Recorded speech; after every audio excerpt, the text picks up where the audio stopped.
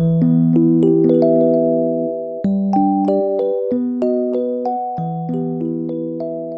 guys, welcome back to Too Cool for Middle School. I wanted to do a quick book chat with you today about 3 really beautifully illustrated women's history books. These are some books that could be really useful almost no matter what grade you teach. They're kind of different books for me, but I just think they're really interesting and I was really glad that I kind of stumbled across them. So let me show you what I have.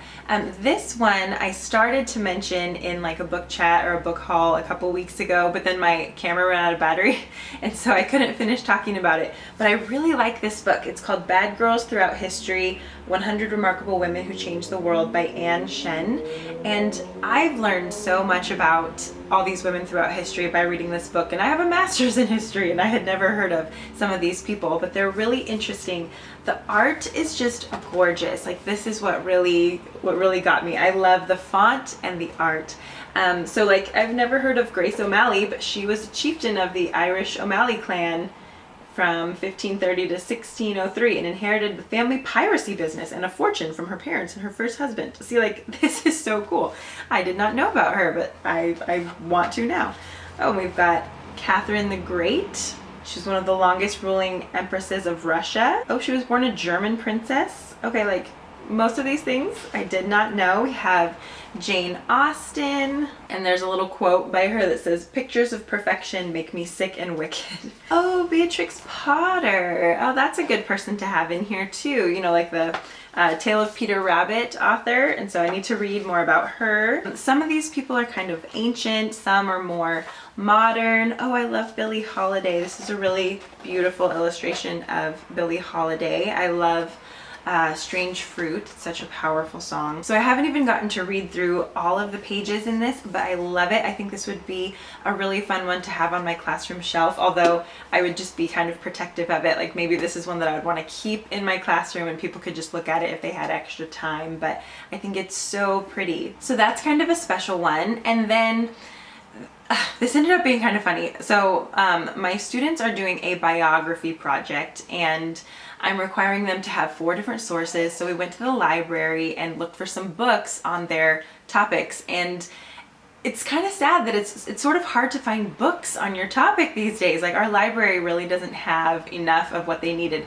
So for some students, we just went back to the classroom, they couldn't find anything, and I just went on Amazon and just ordered a few books for them, and a couple of them ended up being really cool. So there are a few girls doing Malala Yousufzai, and I only had 1 book about her and I needed 3. So I got this one. I didn't realize that it was like such a short book. So this one you could use as like a read aloud book in maybe like an upper elementary classroom. I'm gonna have one of my 6th graders use this, and she can use this like as her source for her paper. I think this is actually a really pretty legit source. It just happens to have really beautiful illustrations in it. So like, here's Malala. You can see like the writing that she does. I thought this picture was so funny.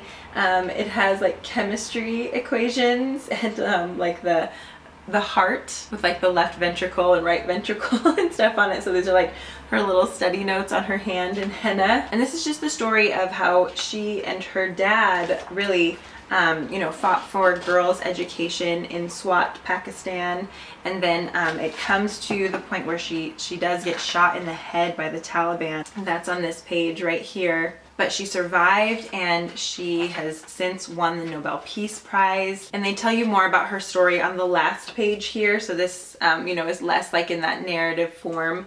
And there's a picture of Malala there. So I think this is a great one, like just to read to your class.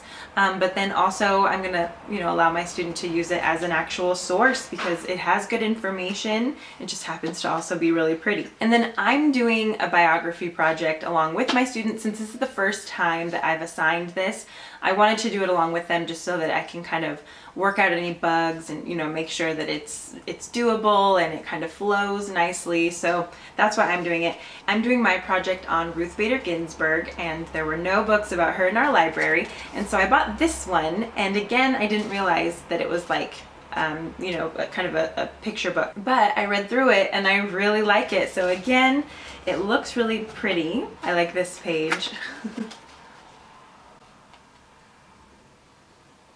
And the information is actually great because I do know a lot about her already. And so I was able to kind of like fact check what was in this one, and it's really, really good. And it kind of has like the theme of, you know, I dissent.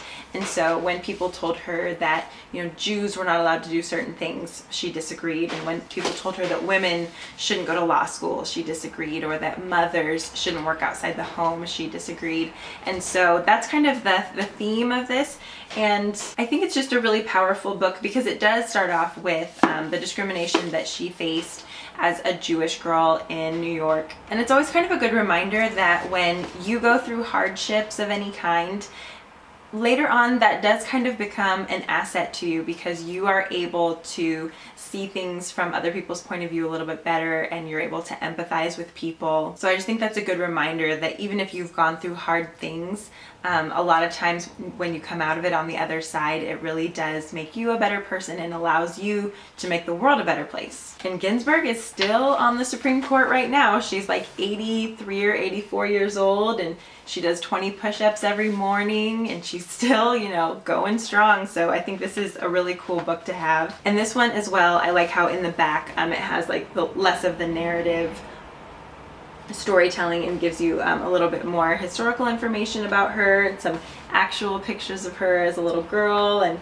a young woman and even today. I like this quote by her on the back. It says, "Fight for the things that you care about, but do it in a way that will lead others to join you." So between the three of these, I think I have some really cool books. And just a side note, I haven't used this resource yet, but I'm going to my Teachers Pay Teachers app, my purchases. I did decide to get this Women's History Month bell ringer package by the Creative Classroom. It was for $4.